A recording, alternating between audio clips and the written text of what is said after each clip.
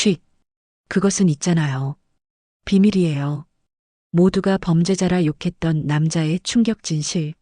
대한민국 부산의 오래된 항구 근처 낡은 어시장에서 하루를 버티며 살아가는 한 소녀가 있었습니다.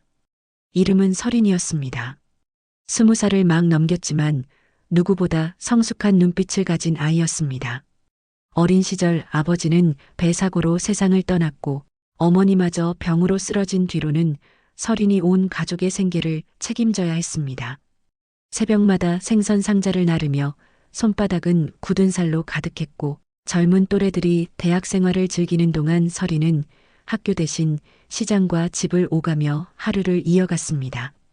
그녀에게 유일한 위로가 되는 것은 바닷바람이었습니다.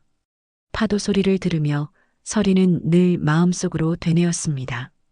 언젠가는 나도 이곳을 벗어나 새로운 세상에서 당당히 서고 싶다. 하지만 현실은 너무도 가혹했습니다.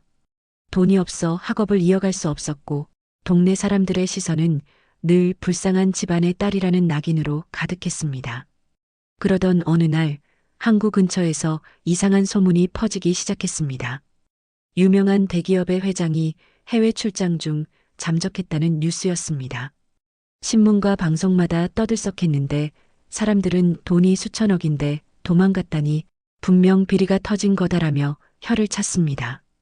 설이는 관심 없는 듯 지나쳤지만 며칠 뒤 항구의 좁은 골목길에서 그녀의 삶을 바꿔놓을 사건이 벌어졌습니다. 비가 억수같이 쏟아지던 밤 설이는 젖은 상자를 치우려다 우연히 쓰러진 한 노인을 발견했습니다. 비 맞은 양복은 이미 엉망이었고 얼굴은 창백했습니다. 순간적으로 그녀는 두려움을 느꼈습니다. 혹시 취객인가? 아니면 노숙자일까? 그러나 자세히 들여다본 순간 텔레비전에서 본 얼굴이 겹쳐졌습니다. 바로 그 실종 소문이 돌던 강도윤 회장이었습니다. 설이는 망설였습니다. 이 사람을 도와야 하나 아니면 모른 척해야 하나. 하지만 빗속에서 떨고 있는 노인을 그냥 두고 갈 수 없었습니다. 그녀는 재빨리 그를 부축해 집으로 데려갔습니다. 좁은 방 안에서 회장은 겨우 의식을 차렸습니다. 그는 자신이 누구인지 밝히지 않았습니다. 오히려 제발 조용히 해주세요. 아무에게도 말하지 마세요라는 간절한 부탁만 반복했습니다. 설이는 처음에 이해할 수 없었습니다. 왜 이런 거대한 회장이 우리 같은 가난한 동네까지 숨어 들어온 걸까? 도대체 무슨 사연이 있는 거지? 하지만 더 이상 캐묻지 않았습니다. 대신 물에 젖은 그의 옷을 말리고 따뜻한 죽을 끓여주었습니다. 그 순간 설인의 마음속에 이상한 책임감이 생겼습니다. 며칠 동안 강도윤은 설인의 작은 집에 숨어 지냈습니다. 그는 여전히 자신의 정체를 숨겼지만 틈틈이 내비치는 말과 행동에서 품위와 깊이가 느껴졌습니다.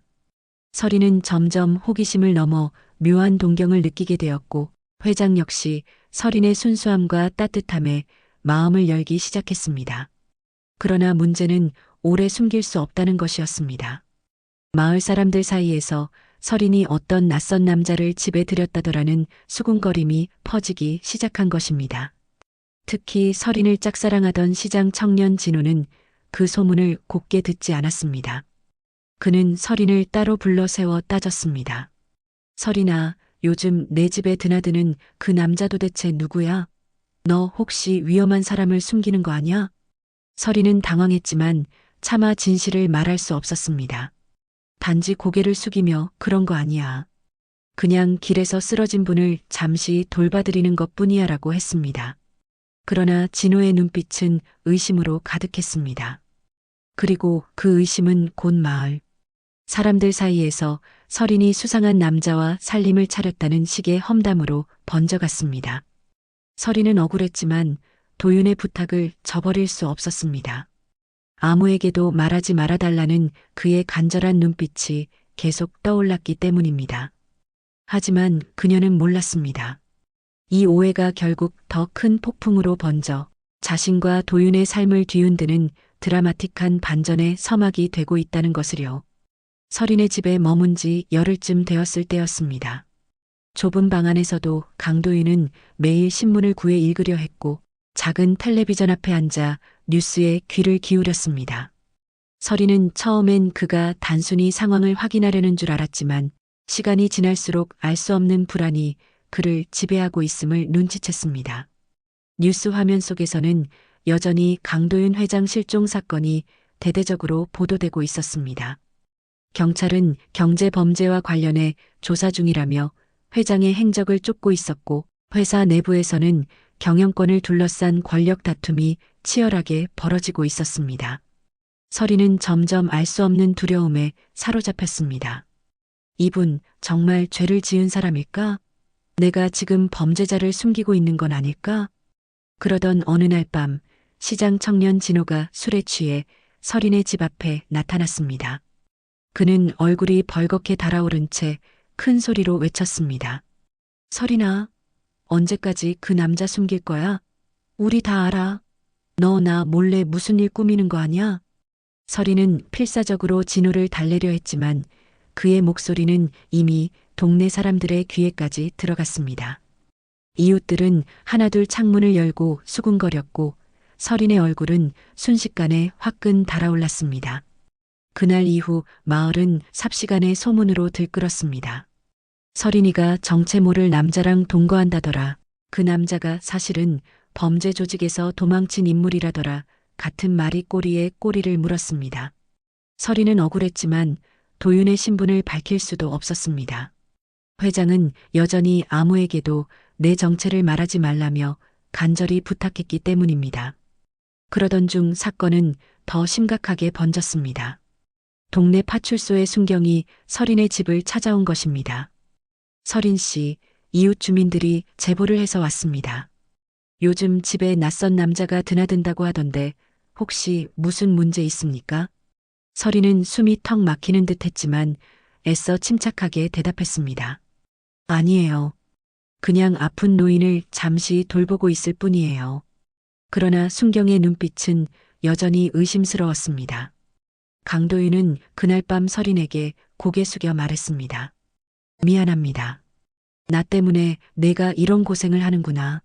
사실은 곧 모든 게 드러날 겁니다. 하지만 지금은 때가 아니에요. 조금만 더 견뎌주겠소. 그의 진지한 눈빛을 본 서린은 비록 의심은 지우지 못했지만 이상하게도 믿어야 한다는 생각이 들었습니다. 하지만 문제는 단순한 소문에 그치지 않았습니다. 어느 날 서린이 시장에서 생선을 팔고 돌아오던 길에 낯선 남성들이 다가와 그녀를 막아섰습니다. 검은 양복 차림에 날카로운 눈빛, 분명 일반인들이 아니었습니다. 그들은 낮게 속삭였습니다. 그 노인 어디 숨겼지? 모르는 척하지 마. 우리 눈은 다 보고 있어. 서린은 겁에 질려 아무 말도 하지 못했고 그들이 떠난 뒤에도 한동안 다리가 떨려 제대로 걷지 못했습니다. 그날 밤 서린은 도윤에게 그 사실을 알렸습니다. 그러자 도윤은 얼굴이 굳어지며 한마디 했습니다. 드디어 이곳까지 냄새를 맡고 쫓아왔군. 하지만 두려워 말아요. 진실은 반드시 드러날 테니까. 그러나 서린의 마음은 점점 무거워졌습니다. 그녀의 작은 삶이 거대한 폭풍 속으로 빨려 들어가고 있다는 것을 직감했기 때문입니다. 며칠 후 또 다른 사건이 터졌습니다. 서린이 집에 들어서려는 순간 문틈으로 비친 그림자가 보였습니다. 방 안에는 분명 도윤이 있어야 했는데 희미한 불빛 아래 그는 전화기를 붙잡고 누군가와 격렬하게 통화하고 있었습니다. 증거는 확보했소. 하지만 아직 공개할 수는 없어 조금만 더 기다리시오. 낯선 어투와 은밀한 대화, 그것은 서린의 귀에 분명 범죄자나 밀고자의 모습으로 들렸습니다. 그녀는 문 밖에 서서 떨리는 손을 움켜쥐었습니다. 혹시 이분이 정말 죄를 지은 사람이라면? 내가 지금까지 속아온 거라면? 서린의 가슴은 두려움과 혼란으로 휘청거렸습니다. 그동안 자신이 믿어온 따뜻한 눈빛과 다정한 말들이 한순간에 흔들리기 시작했습니다. 마을 사람들의 험담이 머릿속을 파고들며 의심은 점점 커져만 갔습니다. 하지만 그녀는 아직 몰랐습니다.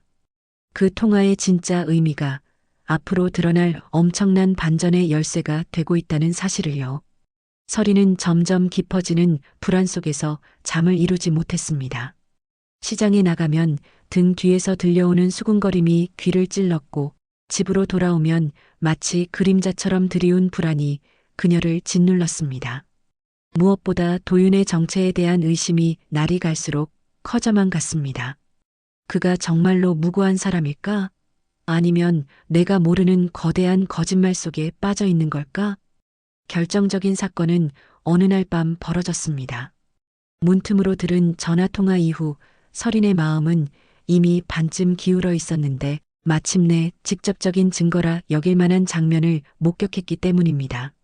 늦은 밤 도윤은 서린 몰래 집을 나와 항구 근처 낡은 창고로 향했습니다. 서린은 이상한 낌새를 느끼고 몰래 뒤를 밟았습니다.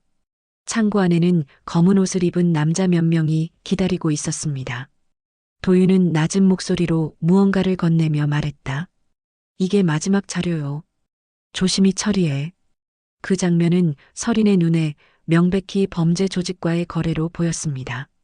그녀는 숨을 죽인 채 멀리서 지켜보다가 결국 참지 못하고 집으로 돌아와 울음을 터뜨렸습니다. 나는 지금까지 뭘 한 거지? 범죄자를 감싸고 있었던 거야? 다음 날 마을에서는 이미 경찰차가 서린의 집 근처를 서성이며 수색을 시작했습니다. 진호는 서린을 붙잡고 격한 목소리로 외쳤습니다. 이제라도 솔직히 말해. 그 남자 정체가 뭐야? 너까지 잡혀가면 어떻게 하려고 그래? 서린은 끝내 아무 대답도 하지 못했습니다. 입술만 파르르 떨릴 뿐이었습니다. 그날 저녁 도윤은 서린 앞에 앉아 깊은 한숨을 내쉬었습니다. 서린아, 이제는 말해야 할 때가 온 것 같구나. 그의 눈빛은 더 이상 숨길 수 없는 결심으로 가득 차 있었습니다. 서린은 두려움 반, 기대 반으로 그를 바라보았습니다. 그리고 드디어 밝혀진 진실. 도윤은 범죄자가 아니었습니다. 오히려 그는 오랜 세월 회장직을 지켜오며 회사 내부의 부패와 싸워온 사람이었습니다. 그가 몰래 만나던 이들은 범죄 조직이 아니라 검찰과 공익 제보자들이었습니다. 그날 창고에서 건넨 것도 돈이나 비밀 문서가 아니라 회사 고위층의 불법 거래를 입증할 증거 자료였습니다. 나는 쫓기는 신세가 된 게 아니라 오히려 이 나라를 좀먹는 자들을 세상에 드러내기 위해 숨어 있었던 거요. 하지만 그 과정에서 나를 배신한 이들이 언론을 조작해 도망자로 만든 거지. 내가 본 건 모두 그 준비 과정이었단다. 순간 서린의 눈앞이 아득해졌습니다. 지금까지 자신이 믿어왔던 모든 의심이 무너져 내리는 듯 했습니다. 마을 사람들의 험담, 진호의 질책, 자신의 두려움이 한순간에 부끄러움으로 변했습니다.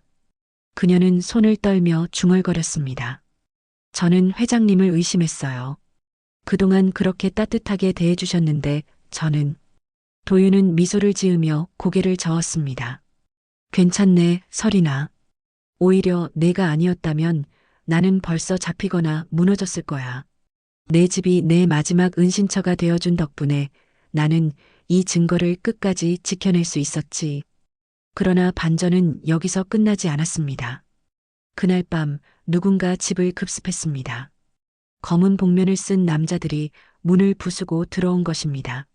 서린은 겁에 질려 숨을 죽였고 도윤은 재빨리 그녀를 감싸며 외쳤습니다. 이 아이는 아무 잘못 없다. 나만 데려가라. 그러나 상황은 예상 밖으로 흘렀습니다. 남자들은 서린을 붙잡아 끌고 가려 했고 도윤은 필사적으로 저항했습니다. 몸싸움 끝에 남자들은 결국 물러났지만 서린은 더욱 혼란스러워졌습니다. 이제는 내가 그와 함께 도망자가 된 건가? 그 순간 창밖에서 경찰차의 사이렌이 울렸습니다. 하지만 이번에 나타난 경찰은 도윤을 체포하러 온 것이 아니었습니다. 검찰 특수부에서 파견된 이들이었고 도윤과 미리 협력 관계를 맺은 인물들이었습니다. 그들은 서린을 안심시키며 말했다. 이제 모든 게 끝났습니다. 회장님이 지켜온 자료 덕분에 곧 진실이 밝혀질 겁니다. 서리는 그제야 자신이 목숨 걸고 숨겨주었던 사람이 범죄자가 아니라 오히려 정의를 위해 모든 걸 걸었던 용기 있는 인물이라는 사실을 뼈저리게 깨달았습니다. 그녀의 눈에서는 멈출 수 없는 눈물이 흘러내렸습니다. 서리는 여전히 떨리는 가슴을 부여잡은 채 눈앞의 현실을 믿기 어려웠습니다. 불과 며칠 전만 해도 도윤은 온 마을 사람들에게 손가락질 받는 도망자였고 그녀 스스로도 수없이 의심하며 괴로워했던 인물이었습니다. 그러나 이제는 그 모든 오해가 벗겨지고 눈앞에 서 있는 도윤은 자신과는 전혀 다른 차원의 삶을 살아온 정의로운 증인이었습니다. 며칠 뒤 뉴스 속보가 전국을 뒤흔들었습니다. 대기업의 회장단이 연루된 거대한 비자금 사건, 정치권과 손잡고 나라의 근간을 흔든 부패 스캔들이 드러난 것이었습니다. 화면 속에는 검찰청에 출석하는 고위 인사들이 잇따라 포착되었고 그 배경에는 바로 도윤이 지켜낸 증거 자료가 있었습니다. 기자는 카메라 앞에서 이렇게 외쳤습니다. 이 모든 사건의 제보자는 세상으로부터 외면받았던 전직 회장 유도윤 씨입니다. 그는 지난 수년간 목숨을 걸고 자료를 모아왔으며 끝내 정의를 선택했습니다. 서리는 텔레비전 화면을 바라보다 눈물이 왈칵 쏟아졌습니다. 그동안 자신이 겪었던 두려움, 오해, 그리고 주변의 차가운 시선들이 눈앞을 스쳐갔습니다. 내가 얼마나 좁은 시야로 그를 바라봤던 걸까? 내가 얼마나 쉽게 의심하고 포기하려 했던 걸까? 마을 사람들도 서서히 달라지기 시작했습니다. 처음엔 도윤을 향해 욕을 퍼붓던 이웃들이 이제는 그에게 고개를 숙이며 말을 걸었습니다. 회장님, 죄송합니다. 우리가 큰 오해를 했습니다. 이렇게 나라를 위해 싸우실 줄은 몰랐습니다. 그러나 도윤은 미소만 지으며 고개를 저었습니다. 저는 특별한 일을 한 게 아닙니다. 제 자리를 지키려 했을 뿐이고 그 과정에서 나라를 지키는 일이 되었을 뿐이지요. 서리는 마음 깊숙이 결심했습니다. 이제는 나도 도망치듯 살아가지 않겠다. 내 곁에 소중한 사람을 믿고 지켜내겠다. 그녀는 마을의 아이들을 가르치는 일에 더욱 열정을 쏟았고 그 과정에서 도윤의 이야기를 교훈으로 삼아 전했습니다. 어느 날 도윤은 서린에게 조용히 말을 꺼냈습니다. 서린아, 내가 가장 두려웠던 건 진실이 드러나지 않는 게 아니라 나를 지켜준 내 삶이 무너지는 것이었단다. 하지만 끝까지 믿어주지 못했어도 내가 내 곁에 있었기에 나는 버틸 수 있었지. 그 말에 서리는 흐느끼며 고개를 끄덕였습니다. 저야말로 죄송합니다. 이제는 끝까지 함께하겠습니다. 도망치지 않고 의심하지 않고. 시간이 흘러 도윤은 비록 예전의 재산과 권력은 모두 잃었지만 누구보다 자유롭고 평온한 삶을 살았습니다. 그는 마을 사람들과 어울리며 작은 농사를 짓고 서린과 함께 아이들을 가르치며 지냈습니다. 그의 이름은 다시는 뉴스에 오르내리지 않았지만 사람들의 기억 속에는 진실을 지켜낸 회장님으로 남았습니다. 서리는 매일 밤 하늘을 올려다보며 스스로에게 다짐했습니다. 나는 이제 두려움에 무릎 꿇지 않겠다. 의심이 아닌 믿음을 선택하겠다. 그리고 나도 언젠가 누군가에게 빛이 되어주겠다.